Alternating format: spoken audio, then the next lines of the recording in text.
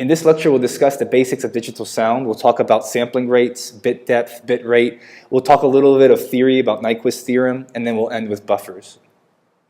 So let's first break down the sound wave. If you remember the record player, if you are familiar with a record player at least, then you know that it would spin around and a needle would follow it. And people said that records were a beautiful sound because the wave was continuous. The needle, unless it bumped or something, the needle would not leave the record, and it was a continuous, beautiful sound wave.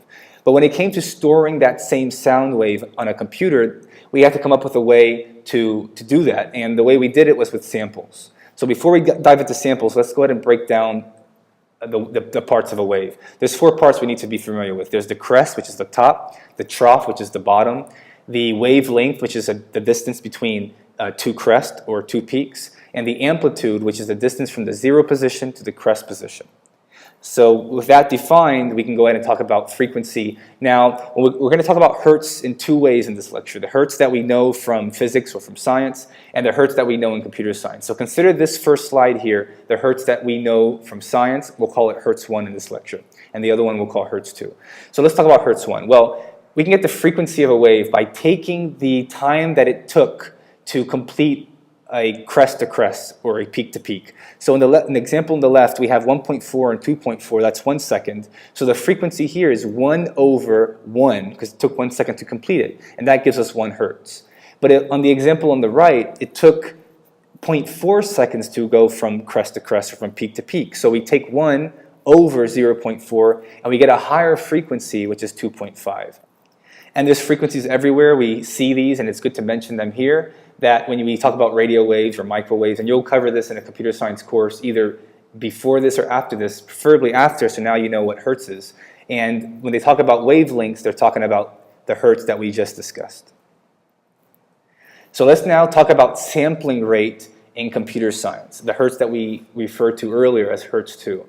So sampling rate is pretty simple. It is the number of samples taken per second. So in 1 second here, I have taken 6 samples of this wave. So because I have 6 samples, that's called 6 Hertz, 6 samples per second. Modern sampling rates are not 6 Hertz. Modern sampling rates are in the thousands. And today, modern sampling rate is 44.1 kilohertz, which means 44,100 samples per second, which is enough to really recreate that wave beautifully. So now let's talk about aliasing. And all aliasing is that there's too few samples to recreate the wave. So in this example, I have 3 samples that I've taken. No way can this recreate the wave, because when I run the red line through it thinking that I'm recreating this wave, I get a completely different wave. This is called aliasing. And so there's a theory out there called Nyquist Theorem that says, listen, if you want to avoid aliasing, there's a way to do it. You must sample at twice the highest frequency of the wave. And so what does this mean? We're talking here about 2 different Hertz. We're talking about the old Hertz, we're using that one, the one that we know from science, and the one that we know from computer science. And it's saying if you want the computer science Hertz, the sampling rate, to not have aliasing, you need to sample at twice the frequency that we talked about earlier from science. So let's look at an example. On the diagram here, we have from 3.0 to 3.4, we have the traditional meaning of the word frequency, right? We have frequency 1 over 0.4 seconds. That's how long it took to go from peak to peak. That gives us 2.5 Hertz. And so what the theorem is saying is that the sampling rate must be double this. It must be at least 5. So let's see if that's true. We'll go ahead and sample at 3. So I've put 3 samples. Remember, samples are in a second. So from 3.0 to 4.0, I've put 3 samples. I don't have enough to recreate the wave. I put 4 samples. Not enough to recreate the wave. Nyquist Theorem says that we need 5. Is that true? We put 5, completes the wave. It works. So now let's get into a concept that throws some people off. And this is actually very easy. It's called bit depth or quantization. So we have a sampling rate, but we need something else to recreate this wave. And what this is this is the number of levels that we can attach samples to.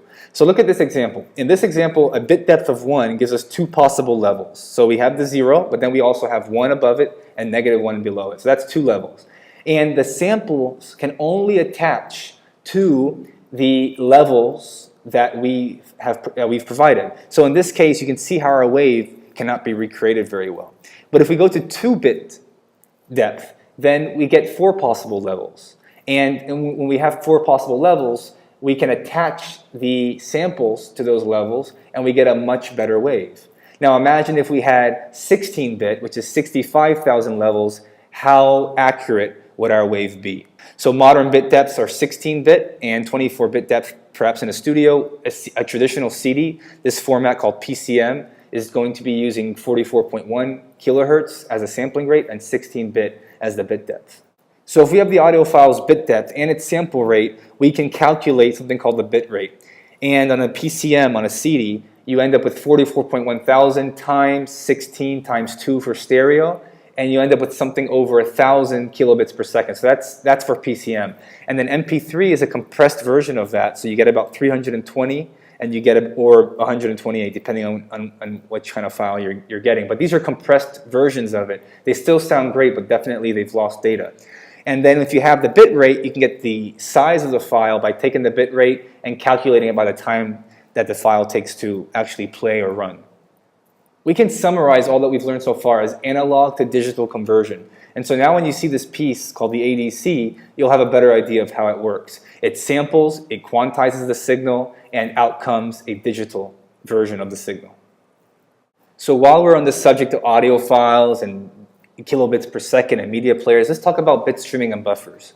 A bit stream is just a contiguous sequence of transmitted bits one by one, and a buffer is just a temporary storage that holds some data and then gets rid of it. Think of buffers like a queue of people at a carnival or a fair or a theme park. You have thousands of people outside, but only 10 people are allowed into the line or into the queue, and then when the roller coaster arrives, they get on and they leave, and then another 10 come in and then they leave.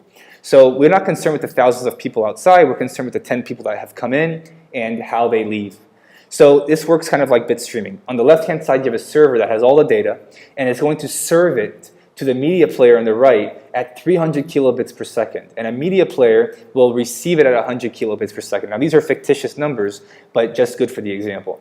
And the buffer has a size of 1 megabit, which is 1,000 kilobits. So the buffer has two components to it, the low watermark and the high watermark. And if the low watermark is reached, if the data goes down to the low watermark, it says, listen server, I'm running low, send me more data. And the high watermark does the opposite. If it's reached, it says, I'm too full, stop sending me data, let me process what I already have. And the OS handles that. And if the data goes past the high watermark and the data is not processed, not flushed or not saved, then you could lose that data, so that could be a problem. So the high watermark is very important, and so is a low watermark. So imagine a scenario, we have data coming in at 300 kilobits per second and it's leaving at 100 kilobits per second. Try and work out how long it would take before the high watermark is reached. And if the high watermark was reached and we stopped serving data, how long would it take with data leaving at 100 kilobits per second, how long would it take before the low watermark is reached again?